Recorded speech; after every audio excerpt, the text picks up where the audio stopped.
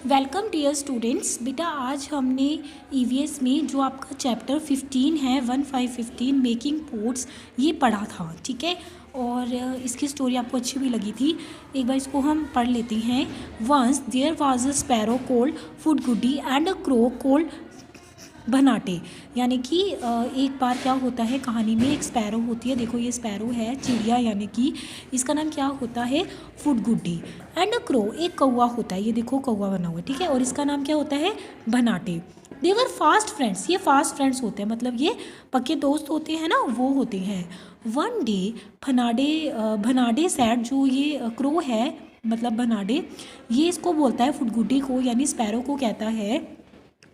One day, Bhanade said, "Oh Fudguddy, if you lay eggs first, then I will eat them, and if I lay eggs first, then you can eat them." ठीक है, यानी कि अगर तुम पहले अंडे दोगी तो मैं उसे खा लूँगा, ठीक है। अगर यू ले एग्स, अगर तुम पहले अंडे दोगी, you lay eggs first, then I will eat them, मैं उसे खा लूँगा। एंड इफ़ आई ले एग्स फर्स्ट, और अगर मैं पहले अंडे देता हूँ तो then you can eat them, तब तुम उसे खा लेना। एग्रीड, क्या तुम एग्री करती हो? तो फुडगुडी एग्रीड। जो फुडगुडी होती है, जो ये स्पैरो होती है, ये मान जाती है इसकी बात को, ठीक है।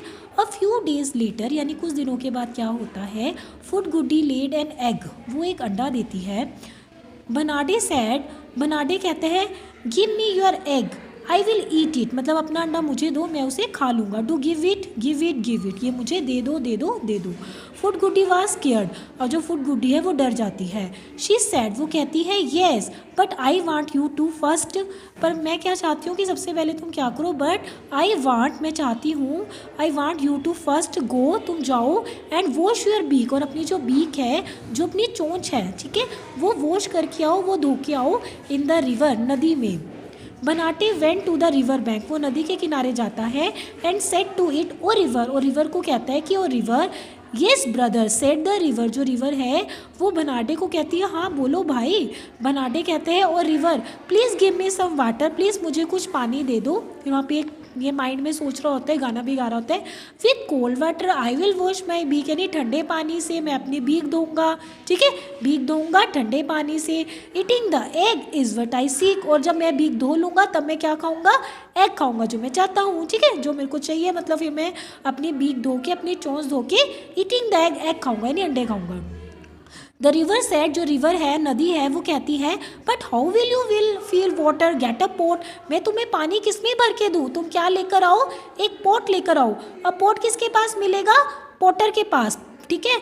मतलब Bhanate went to the potter, potter किसको बोलते हैं, हु मेक्स पोट, जो पोट बनाता है। देखो जो इस तरह से पोट बनाता है ना, चिकनी मिट्टी और नीचे व्हील्स होते हैं, फिर उसको हाथ से लेके ऐसे से बनाता रहता है, अपनी शेप देता रहता है, तो उसको हम बोलते हैं Potter.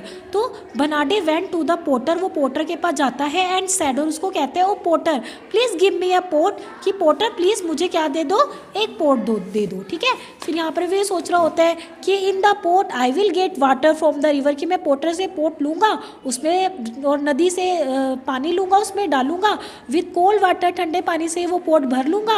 I will wash my beak, और अपनी बीक को मैं धो लूँगा। Eating the egg is what I seek, और एग को खा लूँगा, यही सोचता रहता है वो पूरी पोएम में। द पोटर सेड, पोटर कहता है, but how do I make a pot, लेकिन मैं पोट कैसे बनाऊँ। Go and get some clay from the clay pit, एक मतलब मिट्टी के गड्ढे से तुम थोड़ी सी क्ले लेकर आओ, मिट्टी लेके आओ, फिर मैं तुम्हारे लिए पोट बना दूंगा। बनाडे went to the clay pit, फिर वो क्ले पिट के पास जाता है, जो गड्ढा होता है ना उसके पास जाता है। And said to it, O clay pit please give me some clay, कि मुझे कुछ क्ले दे दो, थोड़ी सी मिट्टी दे दो, ठीक है। तो यहाँ पर वो यही सोच रहा होता है कि the potter will make a pot for me, कि मैं यहाँ से मिट्टी लेके जाऊँगा, पोटर मेरे लिए पोट बनाएगा। I will fill water in the pot, फिर उस पोट में मैं पानी भर लूँगा, विथ कोल्ड वाटर, ठंडे पानी से उस पोट को भर लूँगा। I will wash my beak, eating the egg is what I seek, और अंडे जो है खा लूँगा। द क्ले पिट सैड, वो क्ले पिट के पास गया है, तो क्ले पिट क्या बोलती है, but how do I dig the soil, लेकिन जो मिट्टी है, डिग मतलब खोदना, वो कैसे खोदूँ। Gate me a travel, travel होता है खुरपी जिससे मिट्टी खोदते हैं ना, मैं उसकी पिक्चर भी आपको भेज दूंगी।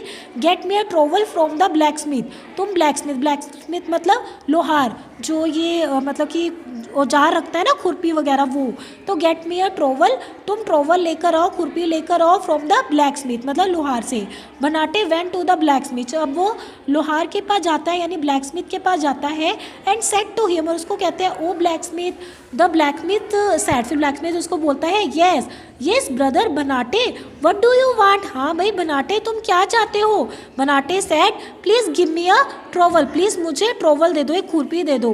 द क्ले पिट विल, फिर वो यहाँ पर भी यही सोच रहा होता है कि the clay pit will dig out clay for me, कि मतलब गड्ढे से मैं ऐसे क्ले खोदूंगा, मुझे मिट्टी मिल जाएगी विद द ट्रोवल, की मैं ट्रोवल की हेल्प से यानी खुरपी के हेल्प से इस तरह से जो डिग यानी खोदूंगा, क्ले मतलब खोदाई करूंगा और मुझे पिट मिल जाएगी।